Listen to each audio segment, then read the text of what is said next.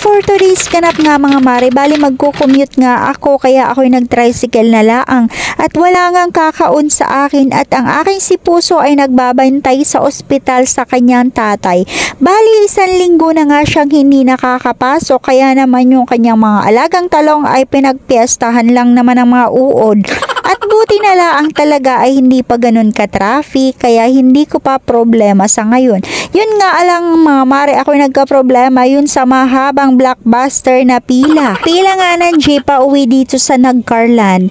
Kaya kami ni Puso ay nagtagpo na lang dun sa kanto ng munisipyo at sasaglit nga ako dito sa ospital upang sa ganun makita ko naman yung kalagayan ng kanyang tatay kung maigi-igi ng baga. At yung iba ko nga mga gamit ay iniwan na lang muna dito sa sasakyan kasi ihahatid nga muna ako niya doon sa aming bahay na upang sa ganun ay doon na nga rin ako magpapahinga at matutulog. At kahit gustuhin ko man na samahan na aking si Puso sa pagbabantay ay Diyos ko po, isa lang daw ang allowed na magbabantay sa pasyente. Kaya naman ang ending kahit dalawa sila ng kanyang ate na nagbabantay, yung isa ay sa sasakyan na laang at yung isa ay nasa loob sa higpit baga naman ng mga gardine. At nga nung aking silipin, ang lolo ay natutulog at napakarami pa din talaga mga aparato na nakakabit sa kanya. At bukod nga dyan mga mare, datingan yung mga pasyente. Kaya naman itong aking si Puso ay magdina na lang daw muna kami dito at bago nga kami umuwi, ang aking si Puso ay dito na daw kami mag-dinner.